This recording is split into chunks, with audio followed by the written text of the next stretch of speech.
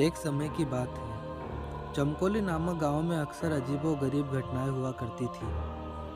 गांव वालों का मानना था कि उनका चमकोली गांव शापित है। जब भी कोई गांव वाला गांव के जंगल में जाता तो वह जिंदा नहीं बचता। गांव का चंदू किसान अपनी गाय के साथ जंगल के रास्ते होते हुए गांव जा रहा था। रात काफी हो गई थी। चंदू, अरे रात काफी हो गई है, मुझे जल्दी निकलना चाहिए था, लेकिन यह गोरी जंगल में चरने लग गई और देर हो गई। गोरी, अब चल जल्दी से, जंगल में बहुत अनहोनी घटनाएं होती रहती हैं। चंदू डरता हुआ अपनी गाय के साथ थोड़ा आगे बढ़ता है तो उसे पेड़ के नीचे एक बुढ़िया घूंघट ओढ़े दिखाई देती है, जो देखने में काफी डरावनी लग रही होती है। बुढ़िया हंसते हुए, अच्छा तो तुम आ ही गए। अच्छा हुआ कोई तो जंगल में आया, बहुत दिन हो गए किसी इंसान का खून नहीं पिया। आज तो मज़ा ही आ गया, शिकारी खुद चलकर आया है। चंदू, कौन हो तुम? हमें जाने दो, हमें अपने गांव जाना है। ये सब सुनकर चंदू बहुत डर जाता है और वहाँ से अपनी गाय के साथ भागने लगता है। चंदू, भाग, अरे तेज भाग गोरी, नहीं तो आज हम दोनों नहीं बच पाएंगे। तभी वो घूंघट वाली बुढ़िया उसके सामने आ जाती है और अपने लंबे लंबे नाखूनों से चंदू और उसकी गाय दोनों को मार डालती है। दूसरे दिन जब गांव में पता चलता है तो गांव वाले, अरे भाई, पता है उस घूंघट वाली बुढ़िया ने कल रात चंदू और उसकी गाय को मार डाला। भैया, ये तो अच्छा नहीं हुआ भैया।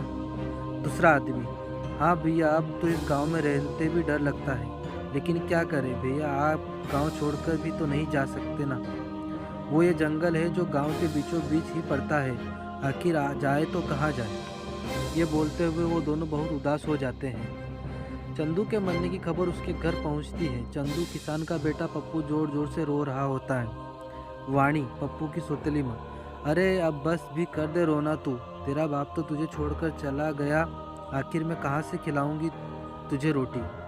मेरा तो खुद का बेटा है और तेरे बाबा जो आज तक एक पैसा भी नहीं जोड़ पाए, छोड़ गए तुझे मेरे ऊपर। नहीं नहीं, अब मैं तुझे अपने पास नहीं रख सकती, निकल जा यहाँ से। जग्गू, पप्पू का सौतेला भाई, अरे हाँ माँ, निकालो इसे यहाँ से, पिताजी का सबसे लाडला बना फिरता था, अब आएगा मज़ा। पप्पू, अरे नहीं नहीं माँ, ऐसा मत कीजिए, मैं आखिर कहाँ जाऊँगा। माँ, ऐसा मत कीजिए माँ, पिताजी के बाद आप ही मेरा सहारा है। वाणी, अरे वो सब मैं कुछ नहीं जानती, समझा, तुझे इस घर से जाना ही होगा, जा यहाँ से। जिसके बाद पप्पू वहाँ से बड़े उदास मन से चल देता है। चलते चलते वो गांव के उसी जंगल में आ जाता है। जैसे ही पप्पू अंदर जंगल में आता है, उसे डरावनी आवाज़ें सुनाई देने लगती हैं। पप्पू बहुत डरता है। अरे ये कैसी अजीब सी आवाज़ें हैं, मुझे तो बहुत डर लग रहा है। हे भगवान, इस गांव में बाहर जाने का एक यही रास्ता है जो जंगल से होकर गुजरता है, मेरी सहायता कीजिए।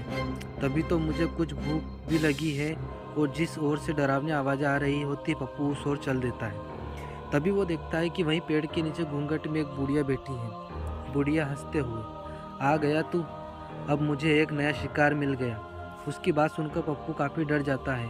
पप्पू, हे भगवान, अब मैं क्या करूं। तभी भागते भागते पप्पू एक गड्ढे में गिर जाता है। जैसे ही पप्पू उस गड्ढे में गिरता है, वो एक ऐसी जगह पहुंच जाता है जहां बहुत रोशनी होती है। काफ़ी बड़े बड़े पेड़ होते हैं और उन्हीं पेड़ों के पास एक बहुत ही सुंदर नदी होती है। वहाँ आसपास अलग अलग तरह के पक्षी और जानवर घूम रहे होते हैं। सबको देखकर पप्पू हैरान हो जाता है। पप्पू, अरे मैं कहाँ आ गया, ऐसा अजीब सा जंगल तो मैंने कभी नहीं देखा। तभी वो थोड़ी दूर चलता है कि उस जंगल में गांव के वो लोग जो मर गए थे, पेड़ से बंधे, और साथ में पप्पू के बाबा भी थे। पप्पू ये देखकर हैरान रह जाता है और अपने बाबा के पास जाता है। अरे बाबा, आप जिंदा हैं? आपको पता है, मुझे लगा था मैंने आपको खो दिया है, लेकिन आप तो जिंदा हैं। लेकिन आप यहाँ कैसे आए? पप्पू की इन बातों का जिनके बाबा पर कोई असर नहीं पड़ता है। पप्पू, अरे बाबा, आप बोलते क्यों नहीं हैं? तभी, इस जादुई जंगल में आसानी से कोई नहीं आ सकता। अगर तुम यहाँ आए तो ज़रूर तुम में कोई खास बात अवश्य है। पप्पू, लेकिन आप कौन हैं? और यहाँ मेरे गांव के सारे लोग मौजूद हैं जो मर गए थे, यहाँ तक कि मेरे बाबा भी। मेरी तो कुछ समझ में नहीं आ रहा है।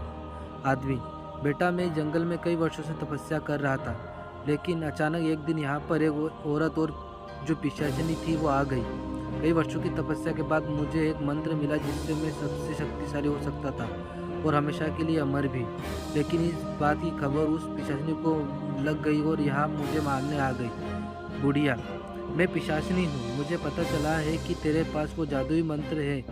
मुझे वो जादुई मंत्र बता, मैं इस दुनिया में अमर होना चाहती हूँ। आदमी: उस समय अगर मैं पिशाचिनी को जादुई मंत्र नहीं बताता तो वो मुझे मार डालती, इसलिए मैंने उसे वो जादुई मंत्र बता दिया। लेकिन क्योंकि वो एक पिशाचिनी थी, औरत थी, इसलिए उसे अमर होने के लिए एक जादुई मंत्र के साथ साथ कुछ लोगों के खून की भी ज़रूरत थी, जिसका खून पीकर वो अमर हो सकती थी। तब से पिशाचिनी अपना भेष बदलकर अलग अलग गाँवों में जाती है और लोगों को मारकर उन्हें यहाँ इस जंगल में ले आती है और उनका सारा खून पी जाती है। 3 आंखों वाले आदमी की ये बातें सुनकर पप्पू दंग रह जाता है।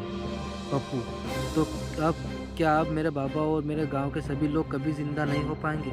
आदमी: बेटा, जिंदा हो सकते हैं, लेकिन इसके लिए तुम्हें एक कठिन राह से गुजरना होगा। वो घूंघट वाली औरत की भी पिशाचिनी है जो तुम्हारे गांव के लोगों को मारा करती है। अब बस उससे कुछ ही लोगों के खून की ज़रूरत है, जिसके बाद वो उस जादुई मंत्र से अमर हो जाएगी। अगर ऐसा हुआ तो तुम कभी भी अपने पिता और बाकी गांव वालों को कभी जिंदा नहीं कर पाओगे। सिर्फ एक ही रास्ता है जो उस घूंघट वाली पिशाचिनी को अमर होने से रोक सकता है, लेकिन राह बहुत कठिन है। पप्पू: मुझे वो राह बताएं, मैं अपने बाबा और गांव वालों को फिर से जिंदा करना चाहता हूँ। बताइए मुझे क्या करना होगा। तभी वो 3 आंख वाला आदमी पप्पू और एक जल का लोटा लेता है। आदमी: पप्पू, इस शुद्ध जल के कलश को लेकर तुम्हें उस पिशाचिनी के पास जंगल में जाना होगा, और जिस वृक्ष के नीचे वो अपने शिकार का इंतजार करती है, उसी वृक्ष के ऊपर वो एक उल्लू निवास करता है। उसी उल्लू में उस पिशाचिनी के प्राण है। अगर उस उल्लू के ऊपर तुम उस सिद्ध जल को छिड़क दो तो उसका अंत निश्चित है। पप्पू: आप मुझ पर भरोसा करें, मैं उसके बाबा और अपने गाँव के लिए अपने प्राणों से खेल जाऊँगा। आदमी: कलश लेकर तो तुम जाओगे, लेकिन ध्यान रहे ये कलश अगर गलती से पिशाचिनी ने छू लिया तो उसकी सारी शक्ति खत्म हो जाएगी। एक बात और, ये काम तुम्हें सूर्यास्त के वक्त ही करना होगा। अगर उस पहर से पहले तुम काम न कर पाए तो रात होते ही उल्लू वहाँ से उड़ जाएगा। उसके बाद उसका पता लगा पाना मुश्किल होता है। पप्पू: आपकी कही सब बातों में ध्यान रखूँगा, अब मुझे आज्ञा दें। आदमी: तुम अपने कार्य में कामयाब होकर लौटो, सभी का आशीर्वाद तुम्हारे साथ है। उसके बाद पप्पू जंगल में ठीक उसी जगह सूर्यास्त से पहले पहुंच जाता है। पप्पू: मैं उस पिशाचिनी को किस तरह पेड़ के नीचे से हटाऊं? अगर मैं उसके सामने गया तो ये मेरे पीछे पड़ जाएगी और इस कलश को भी तोड़ना चाहेगी। हे भगवान, मेरी मदद करो। तभी पप्पू के सामने उस गाय गोरी जिसको पिशाचिनी ने मार दिया होता है वो आ जाती है। पप्पू: अरे गोरी, तुम आ गई। गोरी: हाँ पप्पू, मैं तुम्हारी मदद के लिए आई हूँ। अब मैं तुम्हारा रूप लेकर पिशाचिनी के सामने जाऊंगी, जिससे वो मेरे पीछे भागेगी। तब तुम पीछे से जाकर पेड़ पर बैठे उल्लू पर सिद्ध जल छिड़क देना, जिससे वह पिशाचिनी का अंत हो जाएगा। पप्पू: ठीक है, मैं बिल्कुल वैसा ही करूँगा। उसके बाद गोरी पप्पू का रूप ले लेती और पिशाचिनी के सामने जाकर: गोरी, इधर देखो बुढ़िया पिशाचिनी, आओ मेरे पास। पिशाचिनी: अरे ये क्या देख रही हूँ, आज मेरा शिकार मुझे खुद बुला रहा है। आज तो आनंद आ जाएगा। उस दिन तुम कहीं भाग निकले थे, आज तुम्हें कोई नहीं बचा पाएगा।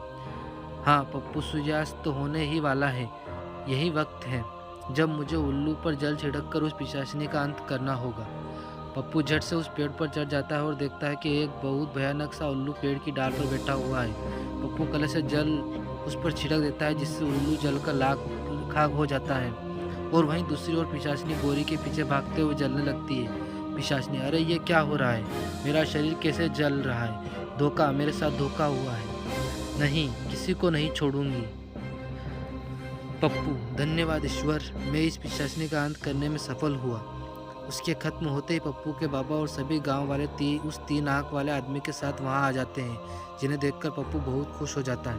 पप्पू: अरे बाबा, आप जिंदा हो गए। मेरे प्यारे बाबा, देखो मैं आपको अपने पास फिर से ले आया हूँ।